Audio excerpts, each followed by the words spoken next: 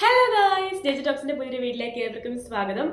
അപ്പം ഞാൻ കഴിഞ്ഞ ഒരു ദിവസം ഞാൻ ഇതുപോലെ ഇൻസ്റ്റാഗ്രാമിൽ പോസ്റ്റ് ചെയ്തായിരുന്നു ഞാൻ എൻ്റെ വെയിറ്റ് ലോസ് ചെയ്തെന്നൊക്കെ പറഞ്ഞിട്ട്. അപ്പം എല്ലാവരും ഒത്തിരി പേര് എനിക്ക് മെസ്സേജ് അയച്ച് ചോദിച്ചു എങ്ങനെയാണ് പെട്ടെന്ന് കുറച്ചത്, അപ്പം എങ്ങനെയായിരുന്നു ആ ഒരു ജേണി.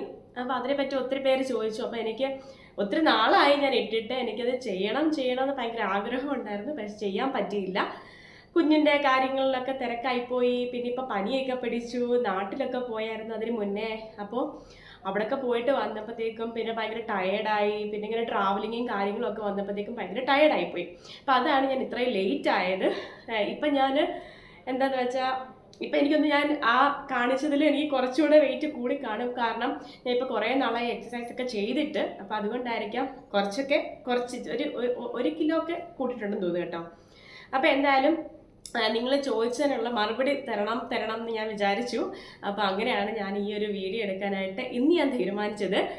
അപ്പം കുഞ്ഞിപ്പോൾ ഉറക്കമാണ്, അതുകൊണ്ടാണ് ഞാൻ ഇപ്പം വീഡിയോ എടുക്കുന്നത്. ഓക്കെ, നമുക്ക് സ്റ്റാർട്ട് ചെയ്യാം. ഞാൻ അധികം ടൈം കളയുന്നില്ല.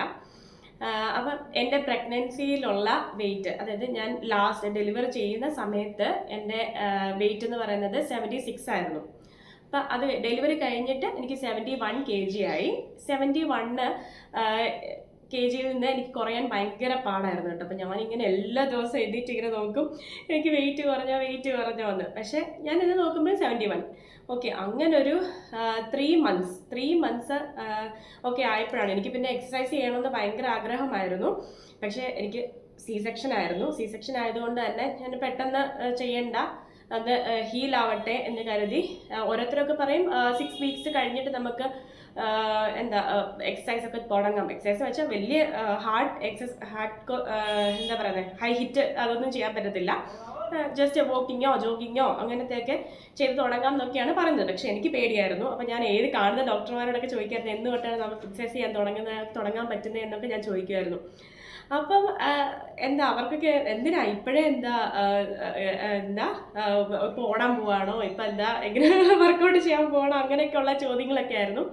പിന്നെ ഞാനിങ്ങനെ വീഡിയോസിലൊക്കെ നോക്കി എങ്ങനെയാണ് സി സെക്ഷൻ കഴിഞ്ഞിട്ട് നമുക്ക് എപ്പോൾ ചെയ്ത് തുടങ്ങാം എന്നൊക്കെ നോക്കി. അപ്പം എനിക്ക് മനസ്സിലായി ഒരു 3 months ഒക്കെ കഴിഞ്ഞ് കഴിഞ്ഞാൽ ഓക്കെ ആണ്, നമുക്ക് പിന്നെ ചെയ്യുന്നതിന് പ്രശ്നമൊന്നുമില്ല.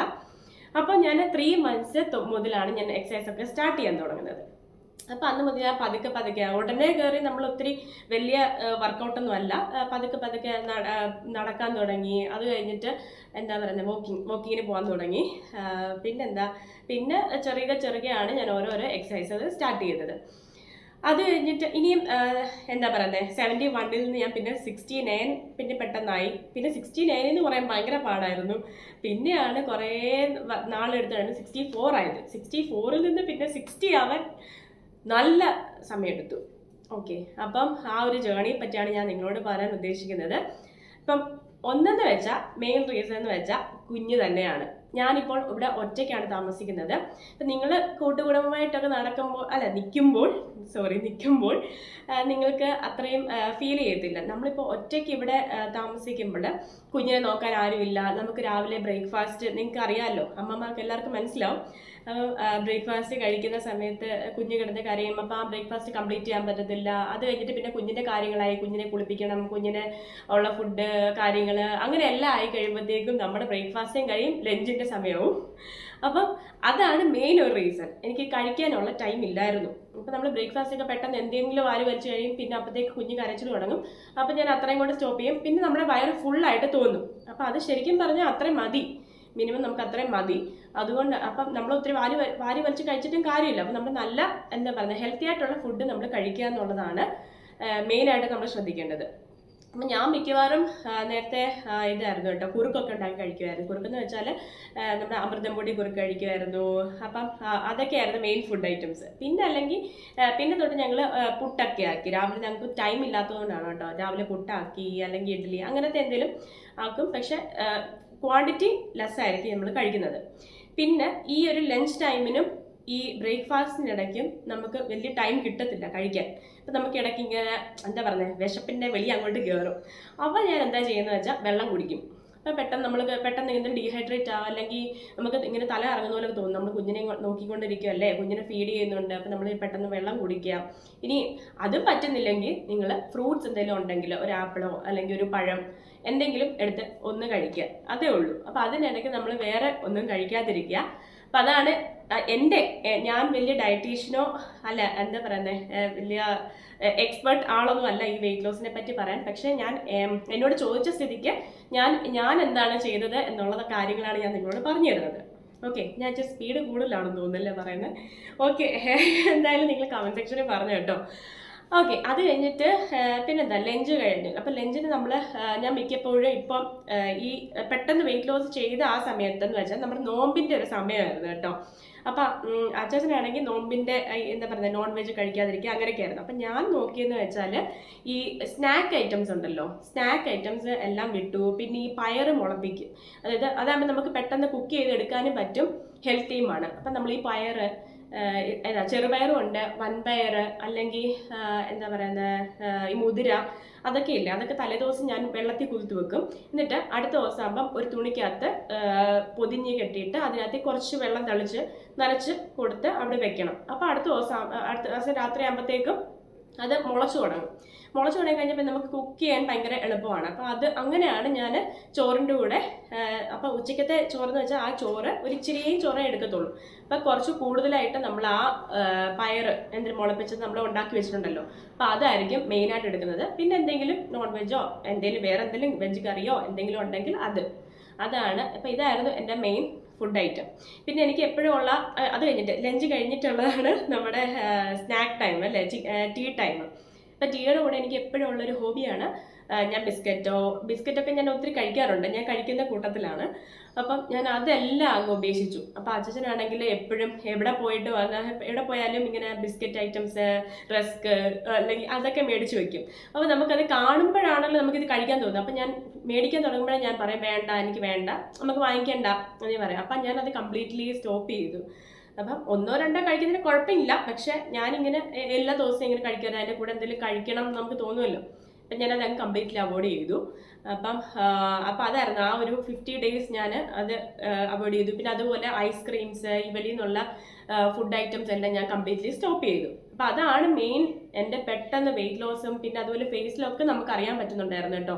അപ്പം ഇത് വലിയൊരു എന്താ പറയുന്നത്, ഈ സ്നാക്ക് ഐറ്റംസ് നിർത്തിയാൽ തന്നെ. പിന്നെ അതുപോലെ ഷുഗർ എന്ന് വെച്ചാൽ എനിക്ക് ഷുഗർ വേണം കേട്ടോ, എനിക്ക് ഷുഗർ ഇല്ലാതെ എനിക്ക് ചായ കുടിക്കാനോ ഒന്നും പറ്റത്തില്ല. അപ്പം ഞാൻ ഒത്തിരി ഷുഗർ അല്ല, ഒരു നോർമൽ ഷുഗർ ഇല്ല, ഒരു മീഡിയം ഷുഗർ, അങ്ങനെയാണ് ഞാൻ ചായ കുടിച്ചുകൊണ്ടിരുന്നത്.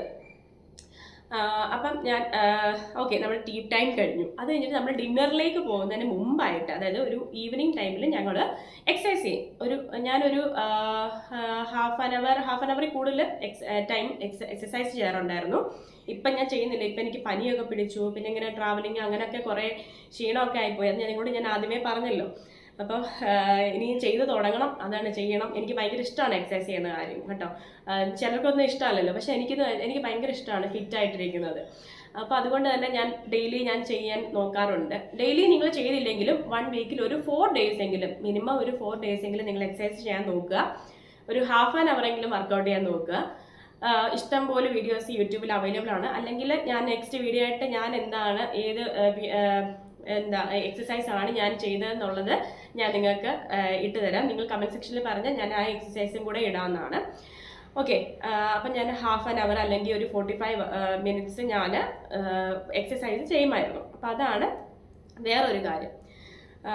അത് കഴിഞ്ഞിട്ട് ഡിന്നർ ടൈമിലേക്ക് നമ്മൾ പോകുമ്പോൾ, ഡിന്നറിൽ നമ്മൾ ഒരു 8 മണിക്ക് മുമ്പ്, അതായത് 8 മണിക്ക് മുമ്പ് നമ്മൾ ഫുഡ് കഴിച്ചിരിക്കണം. ഒരു 8, മാക്സിമം പോയി 8:30 വരെയും പോകരുത്. 8 മണിക്ക് മുമ്പായിട്ട് നിങ്ങൾ ഫുഡ് കഴിച്ചു തരിക. എന്നിട്ട് ഒരു 10 ആകുമ്പോൾ കിടന്നുറങ്ങുക.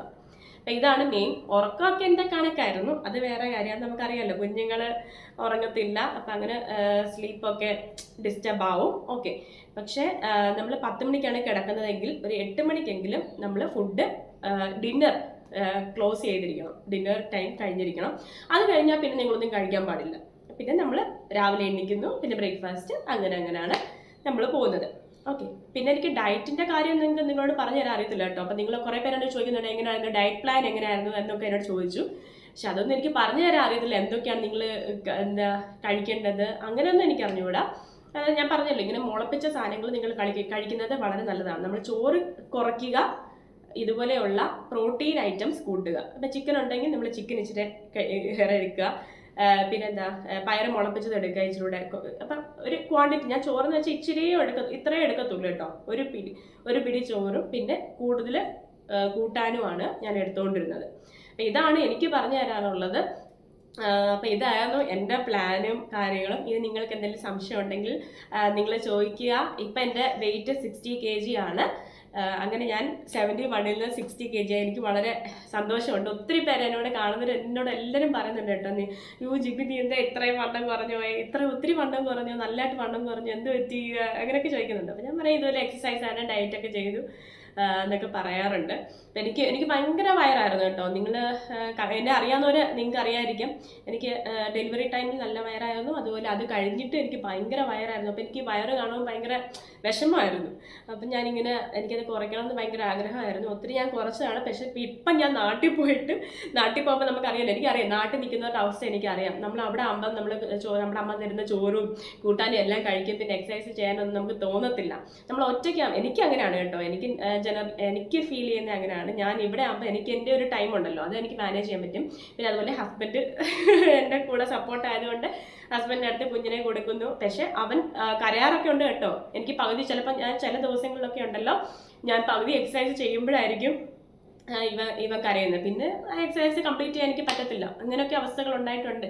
അപ്പം ഇങ്ങനെയൊക്കെയുള്ള എന്താ പറയുക, ഡെഡിക്കേറ്റഡ് ആയിട്ട് നമുക്ക് ചെയ്താലേ നമുക്ക് റിസൾട്ട് കിട്ടുകയുള്ളൂ. അപ്പം നിങ്ങൾക്ക് എല്ലാവർക്കും ഓൾ ദി ബെസ്റ്റ്. അപ്പം എൻ്റെ വീഡിയോ എല്ലാവർക്കും ഇഷ്ടപ്പെട്ടെന്ന് വിചാരിക്കുന്നു. ആദ്യമായിട്ട് വീഡിയോ ആരെങ്കിലും ഉണ്ടെങ്കിൽ സബ്സ്ക്രൈബ് ചെയ്യുക, ലൈക്ക് ചെയ്യുക. അതുപോലെ നിങ്ങളുടെ സുഹൃത്തുക്കളുടെ ആരെങ്കിലും C-സെക്ഷനോ നോർമൽ ഡെലിവറിക്കും ഇതന്നെ ആപ്ലിക്കബിൾ ആണ് കേട്ടോ. ഇപ്പം നോർമലാണെങ്കിൽ നമുക്ക് 3 months കഴിഞ്ഞാൽ പിന്നെ നമുക്ക് എക്സസൈസ് ചെയ്ത് തുടങ്ങാവുന്നതാണല്ലോ. ഓക്കെ, അപ്പം നിങ്ങൾ എല്ലാവർക്കും ഷെയർ ചെയ്ത് കൊടുക്കുക. അപ്പം നെക്സ്റ്റ് വീഡിയോ കാണാം. Bye bye.